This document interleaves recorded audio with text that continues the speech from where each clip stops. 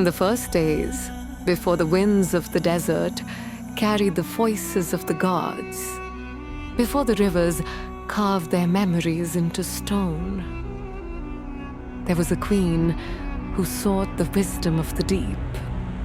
Her name was Inanna, queen of heaven and earth, mistress of sky-born courts, draped in starlight and command.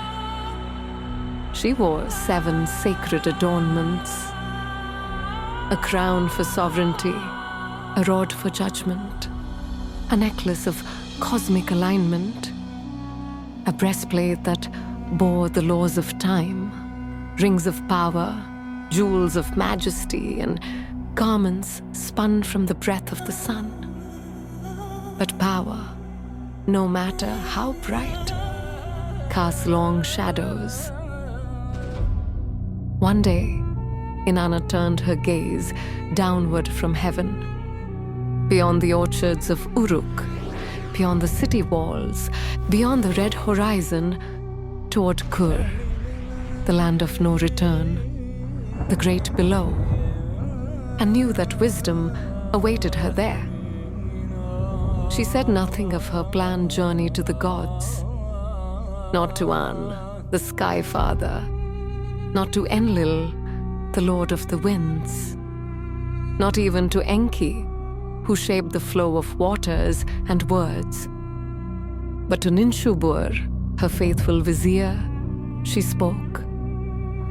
If I do not return in 3 days, go to the gates of the gods, cry out, raise the heavens if you must. And with that, Inanna descended. She approached the first of 7 gates. At each, a guardian asked, "Who comes to the house where there is no return?" I am Inanna, she said, Queen of Heaven, come to witness the rites of death. At each gate, she was stripped. First her crown, then her staff, then her necklace, her breastplate, her rings, her robes. 7 gates, 7 sacrifices, each step a loosening of identity. Each gate a veil lifted. Naked, humbled, trembling, not from fear, but from unveiling, she entered the throne room of Ereshkigal, her sister, queen of the Underworld, the keeper of endings. Ereshkigal sat in silence. Behind her eyes, a storm brewed. Inanna stood before her sister, naked and powerless. Ereshkigal spoke no words. Her gaze alone pronounced the verdict. The Anuna, judges of the dead, encircled Inanna. Their hands knew no mercy. Their eyes knew no pity. They fixed upon her the gaze of stillness, the stare of stone, the weight of the silence between heartbeats. And Inanna died. Her lifeless body fixed to the wall of Kur, her spirit suspended between the worlds. Above, the sky dimmed, crops withered, love faltered, the sacred rites ceased. 3 days passed. Ninshubur, Inanna's vizier, wailed to the heavens. She went to Enki, wise among gods. Enki, who held the waters of life, gathered the essence of resurrection, not in flood nor storm, but in compassion and remembrance. He molded 2 shadowless forms, beings neither male nor female, neither of heaven nor earth.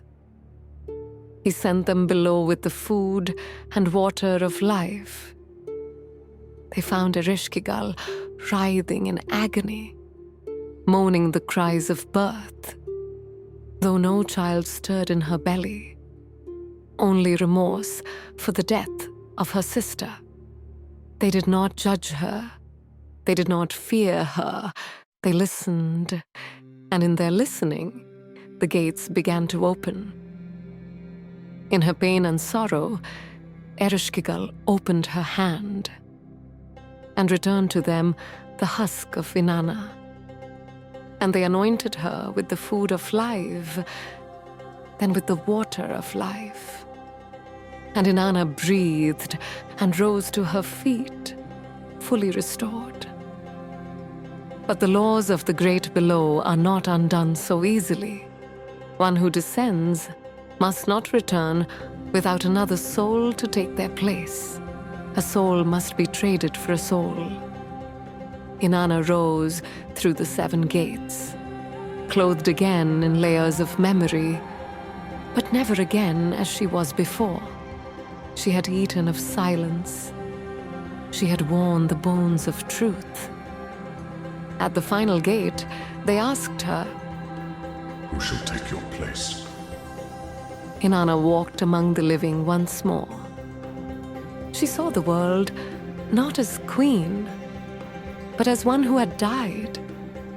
She saw the sacred in the soil, the divine in the rot, the eternal in the moment that passes. And in the court of her palace, she found Dumuzi, her lover, reclining upon her throne, dripping in gold, his eyes careless of her absence. She chose him, not from vengeance, but because the throne must know the weight of loss. The heart must learn the shape of sacrifice. The sun, too, must sleep in the soil. So, Dumuzi went below, and thus the cycle began. Descent, death, return, season after season, breath after breath.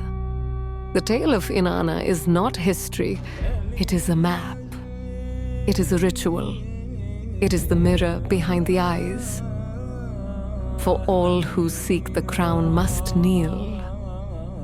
All who would rise must descend, and all who would descend, if they endure, shall rise again, bearing the secret fire that is only lit in darkness.